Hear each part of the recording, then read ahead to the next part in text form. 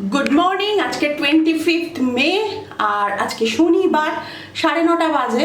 আমার রান্না বান্না মানে ভাত বসিয়ে দিয়েছি, চিকেন স্টু করছি। আজকে সৌরভ বাড়ি আছে, কারণ সৌরভ সব ফোনেই কাজ সারছে, ওকে অফিস থেকেও বলেছে রেস্ট নিতে। 11টা বাজে, আমি পুরো শাড়ি পরে রেডি, কারণ আজকে ব্লাউজ বানাতে দিতে যাওয়ার ইচ্ছে আছে। স্নান টান অনেকক্ষণ হয়ে গেছে, রান্না হয়ে গেছে, সবই হয়ে গেছে। আবার আজকে একটা প্রবলেম হয়েছে, আমার রান্নাঘর দিয়ে জল উঠছে, তাই প্লাম্বার আসবে। এটা আমি আর করতে পারছি না। আমি পাইপ টাইপ খুলে অনেক কিছু করলাম, কিন্তু ও মানে বাইরের পাইপে কিছু একটা হয়েছে, আটকেছে, সেই আবার একজন আসবে। মানে আমাদের প্লাম্বার আছেই, এই ফ্ল্যাটে যে কাজ করে উনি আসবেন, এসে ঠিকঠাক করে দেবেন। আমি আর তিতলি বেরোবো, কারণ এখন যদি ব্লাউজ বানাতে আর না দিই তাহলে আর হবে না। ফিটিংস ঠিক না হয় মানে সেটা আবার একটা প্রবলেম। আমি আবার জানো তো ভীষণ খুঁতখুঁতে, আর তোমরা তো জানোই আমি সেজে গুজে এভাবে থাকতে ভীষণ পছন্দ করি। জিম থেকে এসে আমিও রেডি হয়ে গেছি। আমি আর মা আজকে তো তোমরা জানোই, আই গেস মা বলে দিয়েছে বেরোবো। আমি না একদম ভুলে গেছিলাম বেরোনোর কথা। আমি মনের আনন্দে 2 ঘন্টার একটা ওয়ার্কআউট সেশন করে ফিরেছি, দেখি মা শাড়ি পরে রেডি। একদম ভুলে গেছি, নয়তো আমি আরেকটু তাড়াতাড়ি এসে যেতাম, আমার জন্য একটু লেট হয়ে গেল। যাই হোক, আমি আর মা যাব। আর অনেক বছর বাদে আমার আর মায়ের একসাথে যাদবপুর যাওয়া। আগে একটা টাইম ছিল যখন আমরা রোজ নিয়ম করে আমি পড়তে যেতাম, যাদবপুর যেতাম, আমি পড়ে ফিরতাম, মা বাসে S31-এ লাইন দিতাম করে সেই বাসে উঠতাম। মানে সেই একটা জার্নি ছিল, যেটা এখন বসে খুব আনরিয়াল মনে হয় যে এই বয়সে এসে হয়তো আমি পারতামই নই, এনার্জি নেই। মা যে কি করে করেছে আমি জানি না, আমি মায়ের বয়সে হলে পারতাম না। মধ্যে মা আবার চিন্তা করতো কোন সালোয়ার পরবো, কোন দুল পরবো, কেমন সাজবো। আমি সবসময় মায়ের, আমি তো সবসময় সেজে গুজে থাকতে ভালোবাসি, আমার মন এতে ভালো থাকে।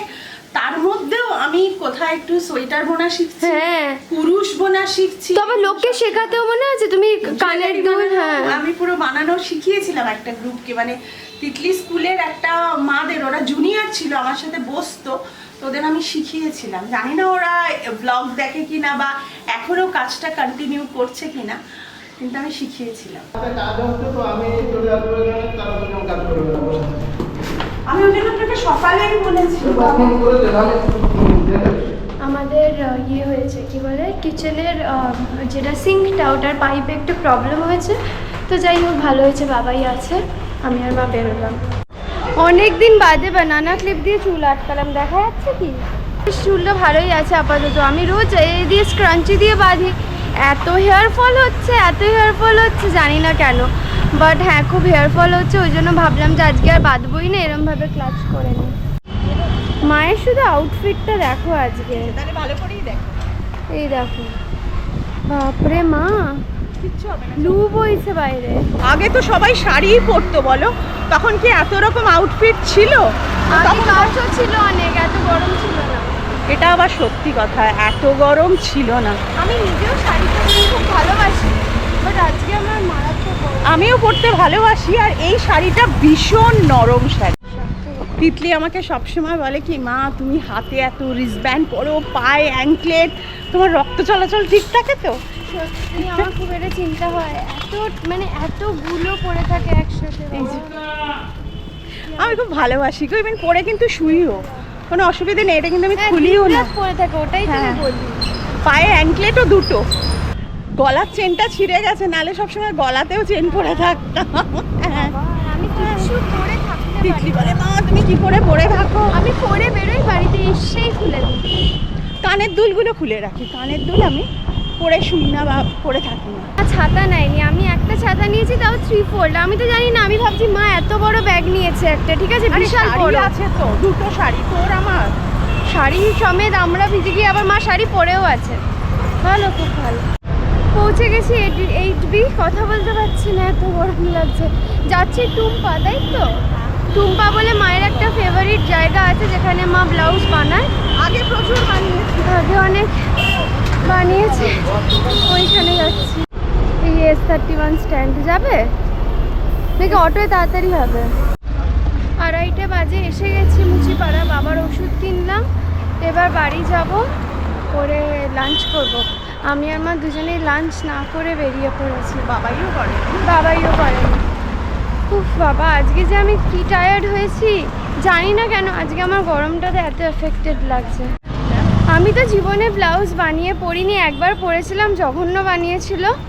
আর আজকে মেকিং চার্জ দেখে তো আমি বলছি এর থেকে গড়িয়াহাট থেকে আমি রেডিমেড অনেক সুন্দর ব্লাউজ এর থেকে হাফেরও হাফ দামে পেয়ে যাব। কি দাম মেকিং চার্জেস, বাবা কি কস্টলি মেকিং চার্জেস এর সব কিছুর। অনলাইনে তো সস্তা আছে, এবার অনেক অনলাইনটা কিনতে প্রেফার করে না। তো গড়িয়াহাট এখন দোকানগুলো যথেষ্ট ভালো ব্লাউজের সেল করে। বাট এই যে শাড়িটা আমি পরবো ওটার ব্লাউজ পিসটা দিয়েই বানাতে হবে, নয়তো হবে না। পুরো অন্ধকার হয়ে এসছে মা, তাড়াতাড়ি চলো। বাবাই বলেই দিয়েছে হবেই হবে বৃষ্টি, তো মনে তো হচ্ছে হবে, মনে হচ্ছে বৃষ্টিটা হবে, মনে হচ্ছে হোক, একটু বৃষ্টি হোক। 2:50 বাজে বৃষ্টি শুরু হয়ে গেল, দুর্দান্ত টাইমে বাড়ি চলে এসেছি। এবার লাঞ্চ করব, ভাত আর এই যে চিকেন স্টু। 3:40 বাজে, আবার বেরোচ্ছি। তারাও গাড়িতে উঠে তোমাদের সাথে কথা বলছি, খুব তাড়া। নতুন ফ্ল্যাটে অম্বিকা এখানে এসি আসছে, ফোন এসে গেছে বোধহয়, ওরা বোধহয় এসে গেছে। তারা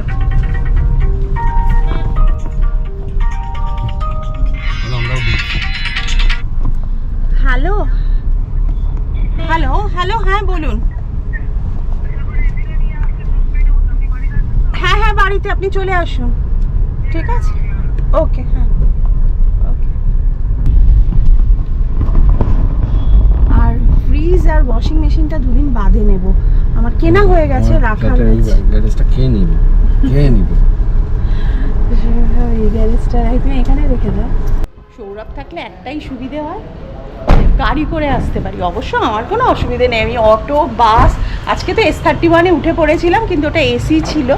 আর বহু বছর বাদে আমি আবার S31-এ উঠলাম, তিতলিকে পড়তে নিয়ে যেতাম, সেই সময় যেতাম।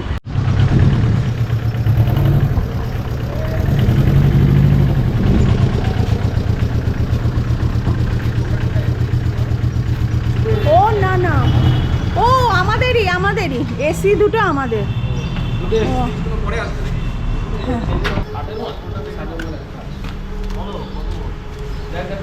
বললাম তো ইনডোর, বললাম তো 0211 উল্টে নাও। এই সমস্ত নিয়ে আমাদের উঠতে হচ্ছে 6 তলায়, লিফট ইউজ করতে দেবে না এখান থেকে। আমিও হেঁটে উঠছি, তাই কষ্ট হচ্ছে, ভাবো ওনাদের কতটা কষ্ট কাঁধে ওটা নিয়ে, বাপরে বাপ। হ্যাঁ হ্যাঁ, এটাই এই 4:16 এখানকার কাজ কমপ্লিট। এবার বাড়ি যাব, গিয়ে এডিটে বসবো, তারপর ব্লগ যাবে। চিন্তা করো, এখন এরকমই একটু হচ্ছে। Sorry, very sorry, time maintain করতে আমি একদমই পাচ্ছি না। বাড়ি এসে গেলাম। 7:35 কি 7:40-এ আজকে ব্লগ দিলাম, মানে আমার এত খারাপ লাগছে কি বলবো। কিন্তু বিশ্বাস করো, মানে আমি এর আগে না একটা টাইম পাইনি এডিট করতে বসার, এসেই এডিটে বসে গেছি, তাও দেরি হলো। আমি জানি তোমরা আমাদের দেখে নেবে, তোমরা আমাদের সত্যি অনেক সাপোর্ট করো, অনেক ভালোবাসো, and lots of love. Dinner ready, এটা সকালের চিকেন স্টু, এটা আমি খাবো। রুটি আমি খাবো, সৌরভও খাবে রুটি, তিতলির জন্য ম্যাগি, আর সৌরভ চিকেন খাবে না, তাই এটা হচ্ছে আলু আর পেঁয়াজের বাটি চচ্চড়ি। আজকে তাও একটু দেরি হয়ে গেল, আজকে বাজে 8:40, তো আমরা ঝটপট আগে খেয়ে নিই। 10:20 বাজে, সৌরভের ওষুধের বক্স বেরিয়ে পড়েছে, ওষুধ খাবে, শরীরের জন্য ওষুধ খায় রাত্রিবেলা, আর বলছে একটু মাথাটা ধরেছে একটু কিছু খেয়ে নেবো। সৌরভের একটু ওষুধ খাওয়া বাতিক আছে, একটু কিছু ব্যথা তো ওষুধ খাবো। আমি জানো তো ওই সময় অনেক সময় হোমিওপ্যাথি ওষুধ খেয়ে নিই। এই যে হেঁচকি তুলছে কেন, এই দেখো তাড়াতাড়ি খেয়ে কষ্ট হচ্ছে সত্যি। হ্যাঁ, তাহলে তোমার খিদে পাচ্ছে সত্যি বলো, তাহলে কিছুই পাচ্ছে না। না, ও বলেছে একদম মানে খাবে। সৌরভ এবার থেকে প্রমিস করেছে খুব মানে পাতলা খাবার খাবে আর সবজি খাবে। সৌরভ, সবাই বলছে আমরা সবজি কম খাই, এটা তো সত্যি কথা। তুমি লোককে এক চোখ দেখিও না তো, সবাই বলছে আমরা সবজি কম খাই, এটা তো সত্যি কথা গো। আমাদের একটু সবজি খাওয়া উচিত কি না? কুমড়ো খাবে না, ঢেঁড়স, হ্যাঁ, গাজর, এই দেখো কোনো উত্তর দেয় না, দেখেছো তো কেন আমরা সবজি খাই না। সৌরভকে শুধু আলু দাও, সৌরভ শুধু আলু সেদ্ধ করে দিয়ে দাও, গোটা গোটা আলু খেয়ে নেবে। তো তোমরা একটু বলো আর কি বলবো তোমাদের। এই রকম করে সবজি খাওয়া নিয়ে যে কি করে, কিচ্ছু খাবে না। কোনো সবজি মানে ঝিঙে দাও, সেটাকে তুলে রেখে দেবে, তাও যেন আমি ঝোলে দিয়ে দিই, তাও ঝোলে দিয়ে দিই, তুলে আমরা খেয়ে নিই কিন্তু ঝোলে দিই। তো ব্লগটা আজকে এখানেই শেষ করছি। যদি আমাদের ফ্যামিলির কিছু তোমাদের ভালো লেগে থাকে তাহলে প্লিজ যারা এখনও পরিবার.com-কে সাবস্ক্রাইব করনি সাবস্ক্রাইবটা করে দিও, লাইক কমেন্ট শেয়ার এটা তো আমার চাই। তাহলে আজকে টাটা বাই।